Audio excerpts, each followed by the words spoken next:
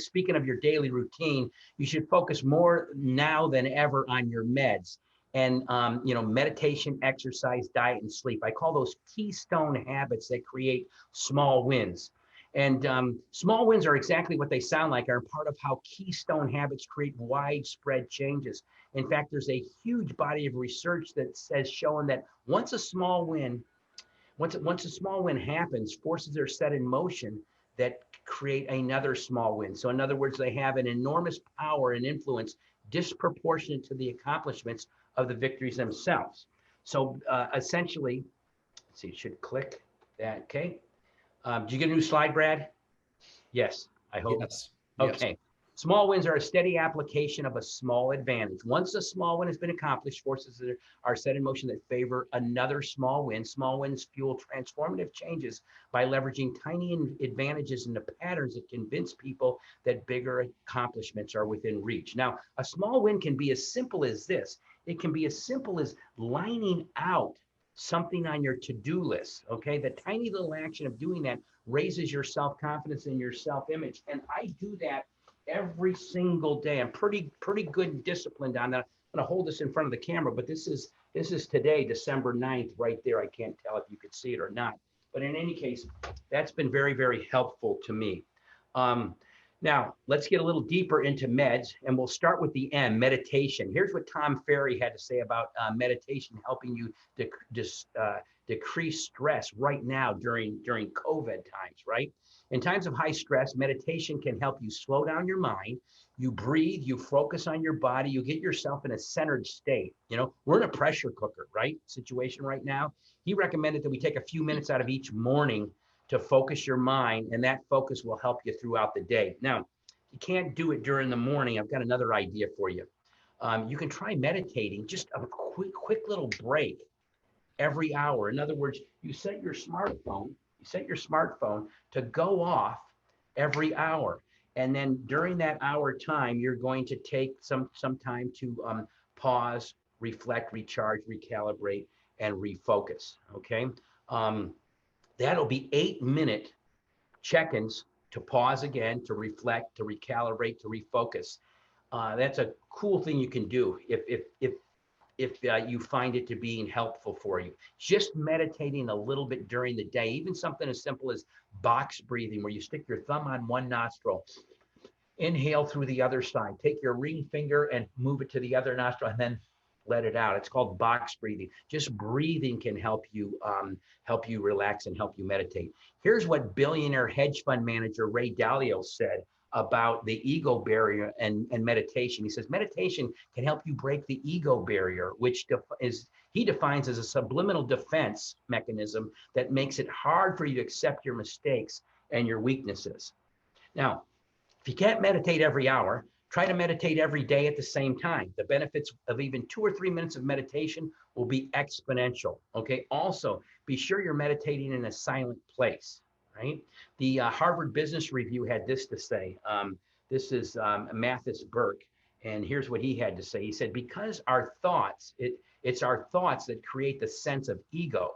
When they dissipate, our ego has a chance to drop away, especially now. We're living in a world of constant digital stimuli. Even right now on the Zoom or the Microsoft Teams call right now, you've got that. You've got emails. You've got the news. You've got social media. You've got Netflix. I know sometimes even some of the shows I watch on Netflix are kind of like a little bit, hurt you from becoming calm. I need to, practically go jump in the hot tub to go to bed after watching some of those shows. Meditation will help that disappear, even for a short while. You gain clarity, and you can make stronger decisions as a leader or as a realtor, as whatever we do. And remember, in real estate, it's location, location, and location. In goals and objectives, it's clarity, clarity, clarity, the 3 most important words. So the clearer you are on your goals and objectives, the greater chance you have of achieving those. Okay, so that was M, okay, on the whole med piece. Now we're gonna go to E, that's exercise. Now, since COVID, each day I'm trying to get outside and walk several miles, okay? I can't go to the gym because our gyms have been closed, but I'm gonna walk a longer time. My dog is so happy that that we have COVID right now. Exercise is helpful, as everybody knows, in reducing stress. It also helps your brain release feel-good hormones, dopamine and serotonin. Okay, it helps combat fatigue and makes us a better leader for our team. It even extends your lifespan, believe it or not, exercise. Here's what research in the Journal of Managerial Psychology found out about exercise. It said leaders who exercise regularly were rated as better leaders by their team members than those who did not exercise regularly. So that's a good reason to exercise. The best part is that you can exercise regularly via Instagram. Many exercise brands and gyms are offering it on IGTV classes. I recommend it if you have it on your phone, you can project it. My daughter was home for, both my daughters were home for Thanksgiving, and they like to do yoga, and they projected it on the TV, a larger screen, which was a really cool thing to do. There's here's a few gyms that are providing some workouts that you just saw. Okay, I'm going to move now to D, and that stands for diet. So we did meditation, exercise. Now we're on diet. Healthy eating is so important to keep our immune system, but it's also to be a good leader for your team members. So even eating makes a difference. So that's diet. Here's what Forbes said about eating. It says healthy eating improves your mood and energy levels. A diet in refined sugars can impair your brain function. Unhealthy diet can even worsen symptoms of mood disorders like depression. Okay, but healthy foods can improve your mood and your brain power. Here's what the Columbia University, Dr. Drew Ramsey said about that.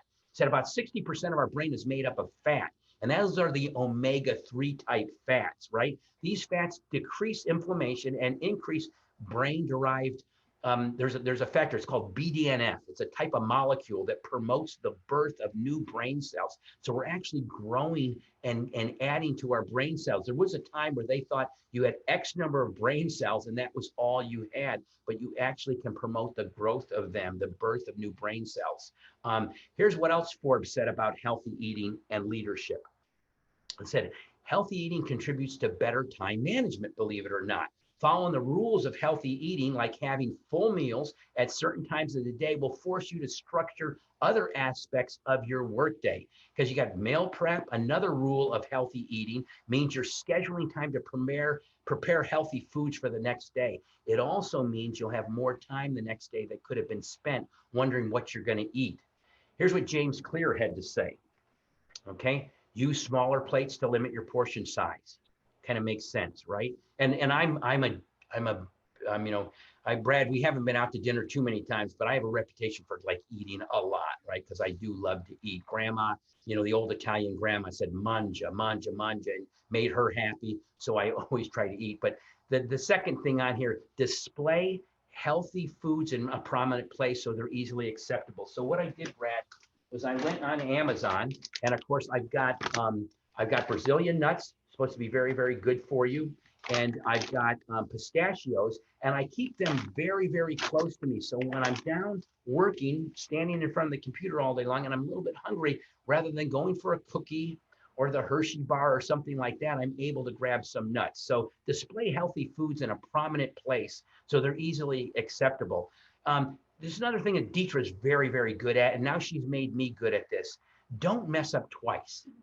If you eat unhealthy, which we always do, right? Don't mess up more than once. Follow it up with a healthy meal so you don't start to farm. What'll happen is when you eat bad and then you eat bad again and then you eat bad again, pretty soon you're like, okay, all bets are off. I'm going to continue to eat bad. You don't want to form an unhealthy eating habit. Okay. Now, MED, now it's S, sleep. Sleep, believe it or not, is scientifically proven to make you a better leader.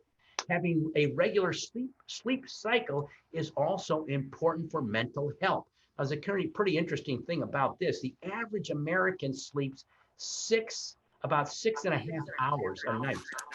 Sleep is scientifically proven to make us a better leader. All right. And I was talking about the Sleep Institute said we get about 6.5 hours of sleep. You should have 8 or 9 hours of sleep. Okay. So let me click the next one. All righty, so here we go. The front part of the neocortex, the prefrontal cortex, directs what psychologists call executive functioning, which includes higher cognitive order process like problem solving. You know, you get in a deal and all of a sudden, boom, you know how to fix it, right? Reasoning, organizing, inhibition, planning, executing plans, right? Here's what Judith, this Judith Matloff said about that. She said, resilience thrives with proper nutrition and rest. Be sure to also schedule time in your day for activities like virtually catching up with friends. You know, like right now, it's at least in you know, my county is so shut down. You can't even you can't go anywhere. You can't even have outside dining. You know, and so it's important to catch up with friends. If you can do some outside dining, of course, it gets to be pretty cold in some areas. Do that. You can watch a funny a YouTube video. Do yoga in your living room. You know, try not to do, as far when it comes to sleep, try not to do anything stressful, you know, watching the news or reviewing your emails 1 hour before you sleep. Routine, if you can get that in your routine, it takes the guesswork out of the uncertain parts of your day, which makes you feel calmer, less stressed. Remember, routines can also help you prioritize good habits and daily self-care. So we've got to get proper sleep.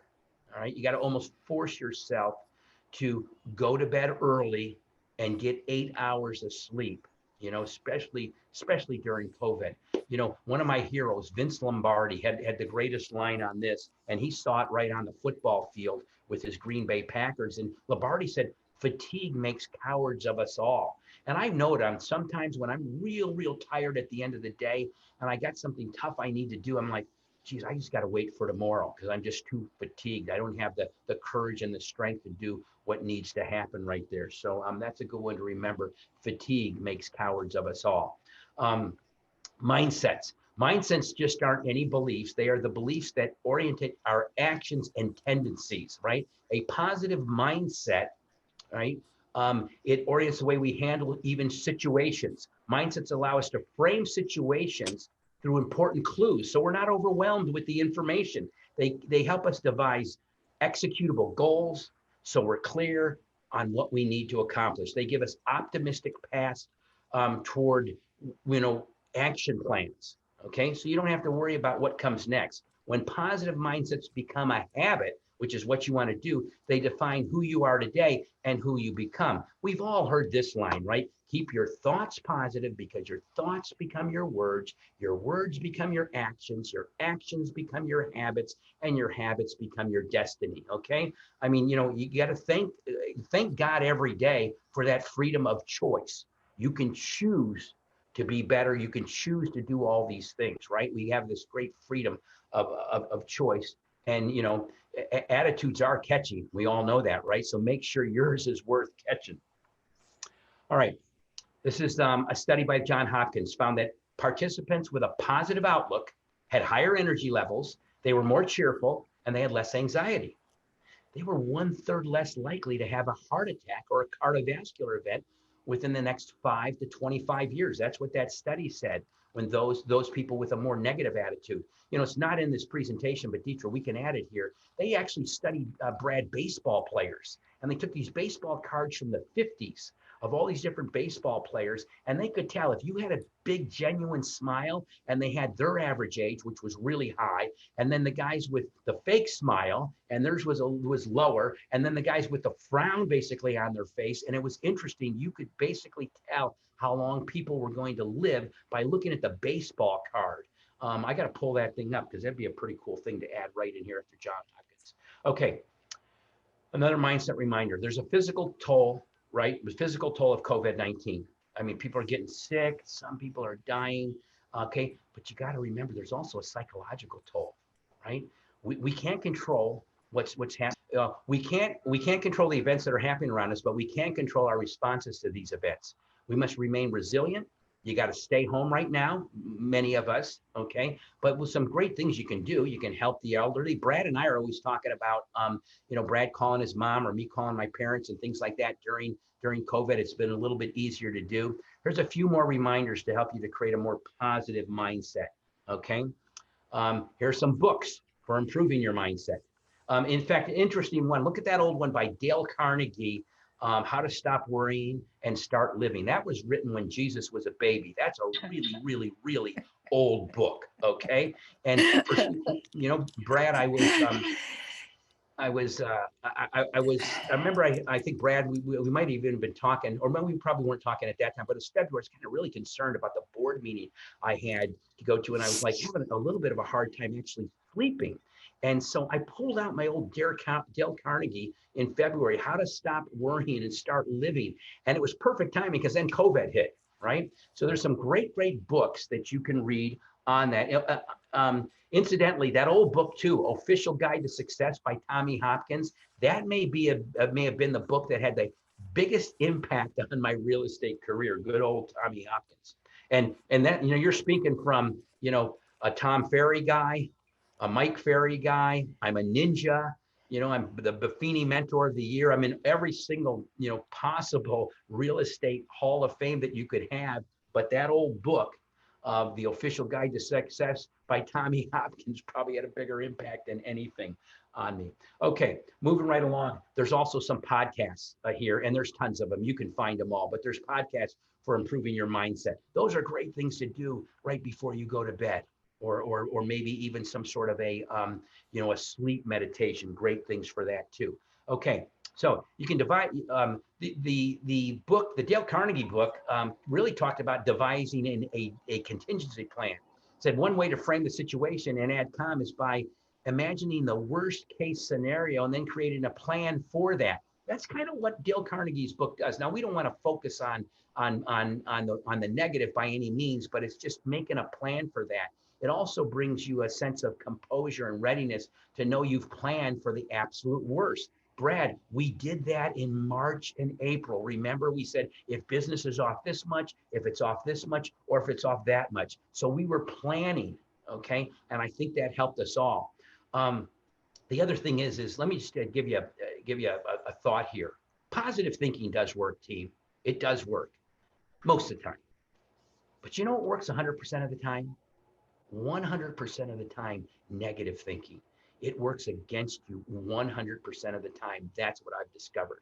Okay. Now, on the flip side of worst case scenario, you could also plan out a perfect day. I did this way back when I was an agent. In fact, this is my perfect day, probably going back 25 years ago, and you can see it up there on your screen. But from the minute I woke up to everything that I would do during that day. Okay. Now, you'll see in there, it doesn't give me 8 hours of sleep. See, I didn't think sleep was all that important 25 years ago because I hadn't studied sleep. So what I would do, been doing there is I'd be having my day end, at least an hour and a half earlier. But that's my old perfect day schedule. But remember, you need proper rest to be the best version of yourself to lead your team. Okay, now we're going to get into the gratitude section. Practicing gratitude. Gratitude can really change your attitude, right? And I know Brad's totally a very grateful human being. He's just grateful for where he is, what he has, and I know he's grateful for each and every one of you agents are here. But here's what Dr. Gregory Jantz said in Psychology Today about that. He said, if you make a conscious effort to appreciate what's yours, it can cause you to have an immediate shift in your perspective. Right? That's a pretty cool thing about gratitude. Gratitude's not an easy practice, though. It takes work to add gratitude to your day. So how do you add gratitude to your daily routine? I'm going to give you 7 ways. Now, that's a success journal that I put together. And if you're interested, I can send you actually a 90-day coaching program with the success journal in it. I have changed it now. Instead of, I like having my journals all in one place. So where I have my to-do list on this side, on that side, I have my gratitudes. Okay. So now I can go to my journal and I can go and grab, today's December 9th. I can flip it over to December 8th, and I'm going to see the same thing on a regular basis. I just try to do that every single morning. Okay. Moving right along. Next thing. Going to give you, I think, seven ways for gratitude. Number 1 is the gratitude journal. You can jot down things you're grateful for each morning in your gratitude journal. Now, the greatest thing about doing it in your gratitude journal is over years, you can take and put your journals in a certain, in your own library, and you can go back. I can go back, Brad, to 1991. In fact, Dietrich, we're going to find all my old journals. I have a pretty good idea on where they are, and we'll make a slide out of that. I think that might be pretty darn powerful. So jot down things that you're grateful for each morning in your gratitude journal. Okay. Number two, create a cadence of accountability for gratitude by finding a gratitude partner to relay your thoughts via text message. Okay, you can do that Facebook, Instagram, or however you want to do it. Brad, we're having all our team, have accountability partners. I think for January, when we switch accountability partners again, one of the suggestions that I'm going to put in there is each day, besides connecting with your with your accountability partner, you're giving them the one thing that they're grateful for that day. That might be a cool thing to do. So number two is have a gratitude partner. I started that, and I've done this talk a few times, so now it's crazy. I have like 17 gratitude partners that I'll send the gratitude out. And my gratitude today, Dietrich, you have my phone here? I'm going to read you my one for today because it almost ties into what we're doing right now. But I'm going to pull that up right now on my phone. Just take a 2-second thing. And I said, today I'm grateful to work from home and have this, and at the same time touch so many people around the world, because home services is all over the United States. The brand Berkshire Hathaway is all over the world. So I get to touch all these people, and that was my little gratitude for that today. That was just actually it that I sent to my gratitude partners. So create a cadence of accountability by finding a gratitude partner. Okay. Number three, power posing. Okay, now where did I come up with that one? In a TED Talk, I was watching a TED Talk, and they had this social psychologist, Amy Cuddy. That's her right there, the pretty lady right there in that picture. And she discussed the importance of power posing, which is standing, okay, or sitting more confidently with your head held high and back, your shoulders back, strong eye contact whenever you're looking at, even if the person's on screen, to give that kind of, try to give that strong kind of eye contact. Brad, you'll notice on all of our accountability parts, I try my best to look straight into that camera, okay? This pose can make you feel more confident. So that's number three. Number four, okay? Look at this, positive tribe, positive vibe. That's a nice group there, Brad. Studies show negative feelings and outlooks flow freely between social groups. Okay, guess what? The same thing applies for positivity. Okay, if your tribe is made up of positive people, like all the people on the screen right now, okay, you'll be consistently sent and give off more positive vibes. Okay, you got to get around the right people. Another great thing, because your company is so driven in its culture. And the Berkshire Hathaway parent company of trust, integrity, stability, longevity, that's your company. Okay. And that's important. So kudos to you on that one. That was number four. Let's get to number five. Number five, be kind. Be kind to others. There's something called a helper's high. You feel better when your action service those around you, and the people benefit from your help feel better too. It's a great feeling to do a helper's high. And now after in my career, this long career that I've had, that so many mentors and so many people have helped me along the way. I'm in a position sometimes where I can really help people. And I'll give you a story just from last week. Okay, just from last week, Dietrich told me, hey, the tenant on one of my rental properties in Santa Clara, California, their check bounced, and they ran it through again, and it still bounced. So she's issuing a new one. She just told me that. And these people are a wonderful couple, Brad. I mean, you would love these people. They had their child had some drug and alcohol issues, so they're basically our age, and they ended up with their daughter's little kid, and they have it at the house there. And they're wonderful people. I've driven by on my 3-hour tour with my mom and dad to see them. They take perfect care of the house. So I called her up. I could tell she was kind of worried. Like, okay, is he calling because I bounced the check? And I said, So Michelle, hey, Deidre mentioned to me about what happened with the check there, and I wanted to thank you for being such a great tenant for all these months and never missing a rent payment. And by the way, December, that one's on me. Happy holidays. Okay, now that's $3,350 was their rent. And to them, they had to wait till that next paycheck comes in. I usually had to hold the check. What break it for? What, 2 weeks? Yeah, they write it on the first. We had to cash it after the 20th. I mean, that's how tight it was with them. And so I got probably, I mean, she started crying, but I got even a better helper's high right there with that. And I've done it right now during COVID too. Like Friday night, we went out to dinner because they were shutting down Los Altos on Sunday night. We went out to dinner to a restaurant, feeling really sorry for the waiter and waitresses and things like that. And the bill came, and I go to the gal. I go, great. I gave her my credit card. This is for the bill, and this is for you. And I gave her $100 bill and said, "Merry Christmas." And to feel that help, that feedback that you get, I mean, she starts crying, right? But then she felt wonderful. But I really felt wonderful to be able to do it. So number 5, be kind whenever you can. And there's something called the helper's high if you ever want to study that. Number 6 is to quiet your inner critic. Okay. We tend to exaggerate the realities and get inside our heads. So like we all screw up. Brad will be the first to tell you, we all screw up, right? And you can't beat yourself up, and you can't exaggerate how bad that would be. What can I learn from it? And how can I move forward? I used to call it, I still call it kind of like the drunk monkey. There's this drunk monkey when you screw up and it just keeps beating on you and beating on you and beating on you. You need to try your best to quiet the inner critic. I did that dumb thing.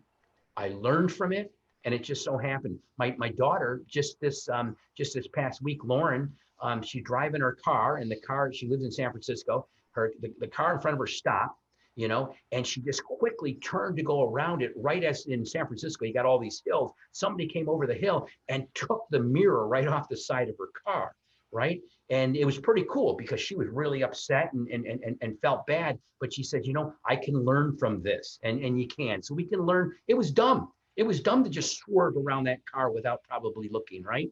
Any case, quiet your inner critic. Last one, number 7.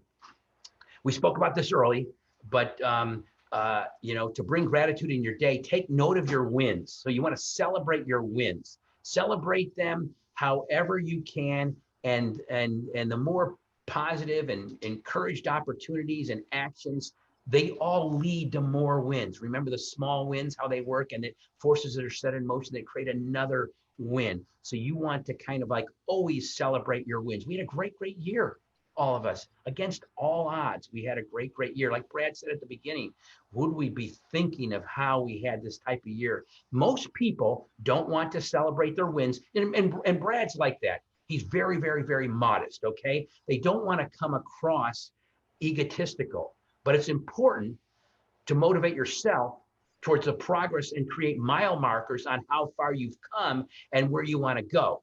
All right. So celebrate your wins. Now, let's talk for a brief, and this is the last section, on how to motivate others with a positive mindset, even when you're working remotely.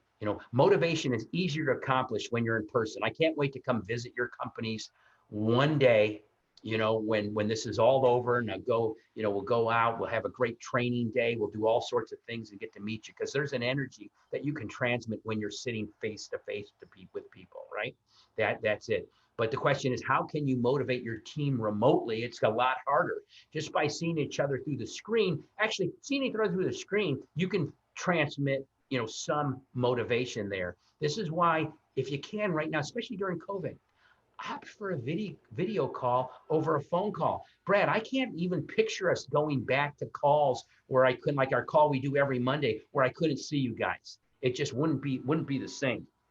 Okay, when you do a video call, just like what we did right here, we want to schedule the call, be sure the team's ready for them. Everybody's got a lot of stress on their plates right now. Some are doing homeschooling or getting groceries for their parents. So the last thing you want to do is add the pressure of an unscheduled video call. So it's great that we did that. You know, if you can, you publish your agenda prior to the call. You kind of try to make it fun. And now you're probably familiar with this next thing, but this is how I pretty much, Brad will tell you, I close almost every leadership talk that I ever do. And that is, I'm a huge pet lover, and my dog Kona actually turned 12 yesterday. And you know, we can learn invaluable leadership lessons from a pack of wolves. And I'm going to show you this right now. If you look at this pack of wolves right here, if you look right there, the three I just circled there, the three in front are the old and sick. They walk in front to set the pace. That's kind of interesting how wolves understand, like the old and sick need to be able to walk in front to set the pace, because if they were the last three, they'd get separated from the pack, and they would definitely get killed a lot earlier than they would. Now, if you look at the next five, those next five there, those are among the strongest. And what they're going to do, team, is they're going to protect the front side from attack, right? So they're going to make sure that nobody's going to come forward, come into us and attack. Now, that middle group there is completely protected because the five behind are also among the strongest, and they're protecting the whole backside. So we've got the backside protected, we've got the front protected. We're in great shape. But where's that last wolf? That last wolf is the leader. And here's what she does. She ensures that no one is left behind. She keeps the pack tight and on the same path. She's ready to run in any direction to protect the pack. So what's the message? Here's the message, team. Being a leader, and you're all leaders. You're leading your household.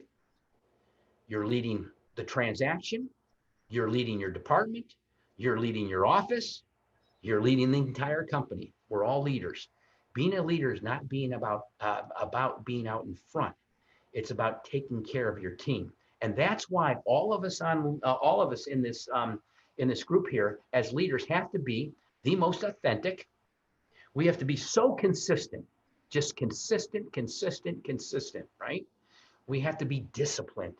Remember, the pain of discipline weighs ounces. The pain of regret weighs tons. So you need to be disciplined, you know, making and keeping promises to myself, even when I don't feel like it, right? Okay. Humble, hungry, and smart.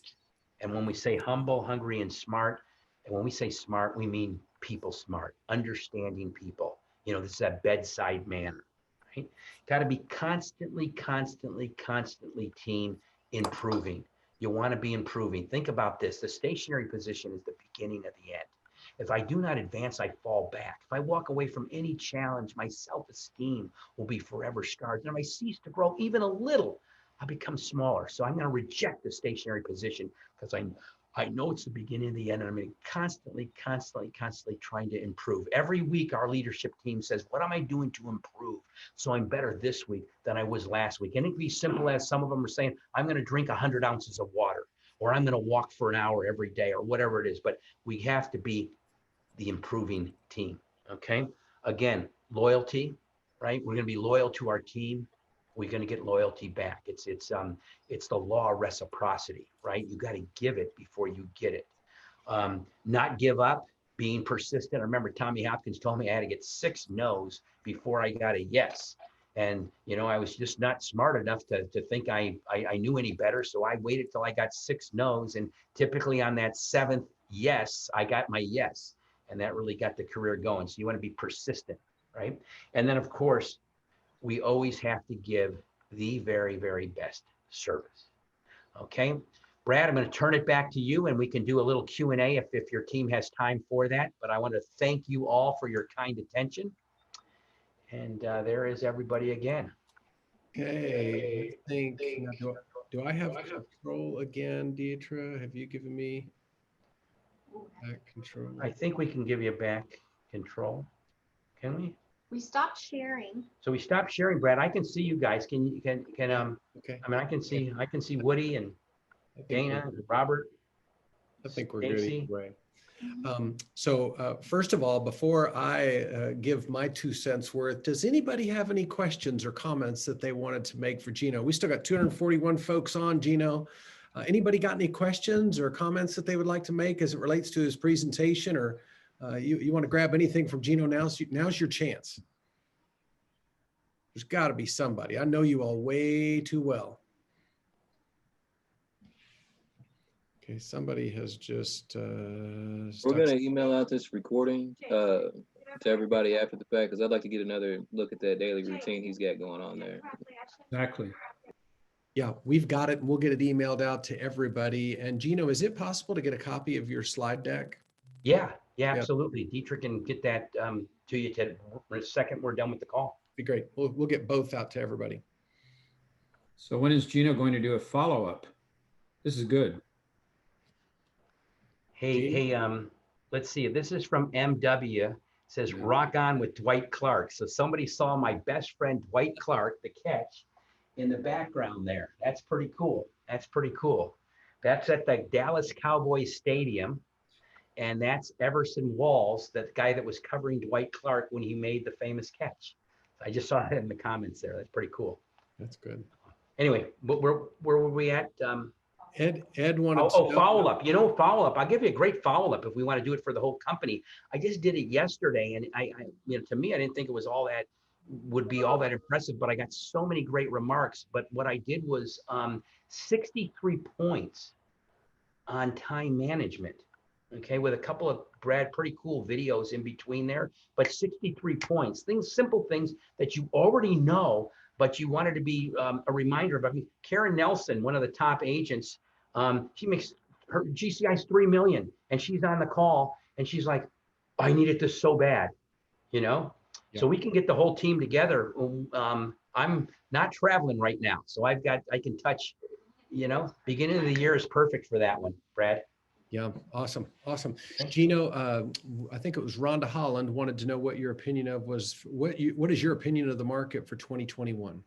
My opinion for Rhonda, for the 2021, I think we're going to be in great shape. I think everything is pointing to we're going to have low interest rates, okay? And now COVID has helped because people are moving out into bigger homes and things like that. So we got that move up buyer going, but really probably 70–80% of it is driven by these super low interest rates. And everybody's promising we're going to have interest rates really, really low for at least the next couple of years. So the next 2 years, Brad, I think that's going to be pretty darn good. We need to, and we will, as an enterprise, we're going to get up with a great plan on first-time home buyers, because they already represent about 33% of the business anyways. But what I'm thinking is, if I've got a 2.75 interest rate, and rates go to 4%, I might not move because that rate's so darn low. So we got to be prepared with that on how to really get new people into homes. Yeah, that's good. That's good. But I think we're really good for next year. Gino, you got a ton of thank yous on here, a number of them, but there's also Michelle Bruner Kramer had asked if we could get a copy, maybe even electronic copy that we could reprint of the gratitude journal that you showed us.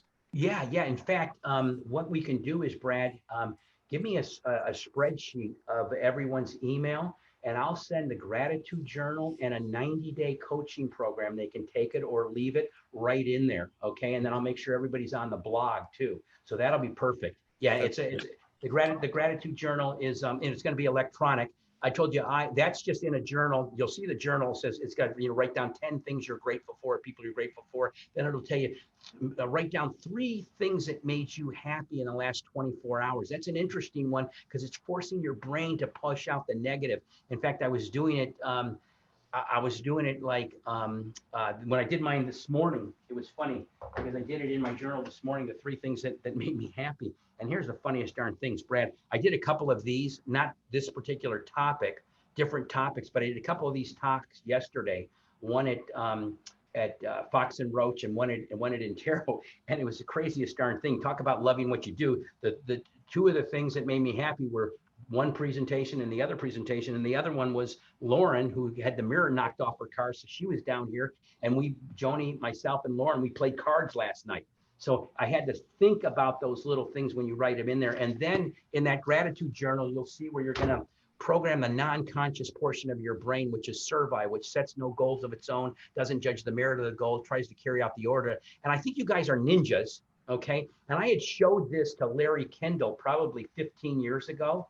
my gratitude journal. And I think there's a ninja version already of virtually my gratitude journal.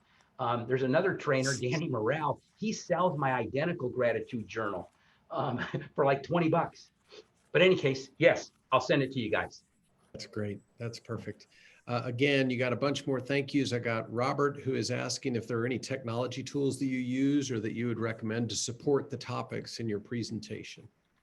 There are some in the presentation that you can see right in there, Caravan and different ones. But I still think, and I was actually studying this in a book I was listening to last night. I think there's just so much power in still writing it down, okay? And that thing that you get when your brain has to actually write it out, right? So I'm not huge on tech. I mean, shoot, I got you know, my calendar, of course, Microsoft Outlook and things like that. But for me, I don't really have that. It's not a big thing. I would get Audible. You know, that's my favorite app. And the other favorite app is Blinklist, where they summarize books and things like that. But that's that. Yeah. Keisha Scruggs had asked for a list of books that you might recommend. I didn't know if Deetra might be able to sit down and scribble out your top 10 or 15 favorite books. Yeah, I've got a book list. It'll have like, you know,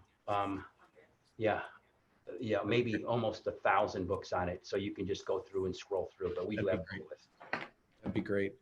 Gino, I'm going to cut it off there. I think we've hit Zoom fatigue, I'm certain, but I can tell you every one of the comments that you can go back and look at, inspirational, contagious, energizing, perfect timing, again, from Cincinnati to Lexington to Elizabethtown, Louisville, and Indiana, and everywhere in between. Lots of thank yous and lots of energy. I would say a couple things.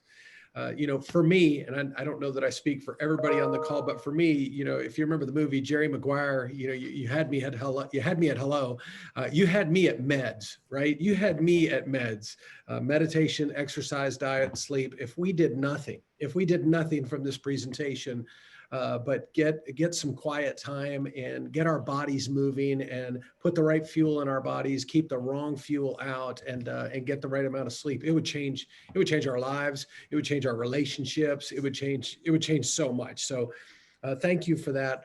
You throw mindset on top of that with all of the issues that all your comments on mindset. It was just really, really, really a great gift.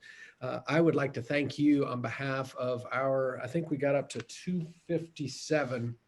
On behalf of all 257 who got a chance to listen to you, I just want to thank you for being willing to be at the back of our pack. And I really mean that. I appreciate you being that wolf in the back who is leading through encouragement and through excitement, through tools, through all of the battle that you do on our behalf to lead this company, all the hurdles and obstacles that you kick out of our way. We really, really appreciate it. And I know I speak on behalf of everybody in this group. So on behalf of our groups, a very Merry Christmas, Happy Holidays, Happy New Year. I hope it's remarkable for you, for Deetra, for your family members in every way. And we just really thank you for the gift today. Hey, it's my pleasure. I was happy to do it. And you know, you kind of get a little bit of the helper's high, if I can feel like a little bit of a helper. And Andy Gale, I think that's pretty good. You did it right in your car. You listened to this whole presentation right in her car. That's right. Good job, Andrea. That's pretty good. You know, it's like, hey, I'm not missing this. I'm pulling over and taking that. So that's great. That's pretty cool. All right, team. Then I'm signing off. Stuff to follow. We'll get it out to you. Thank you. Thanks, Okay. We'll see you guys. Bye-bye. Bye, Eric.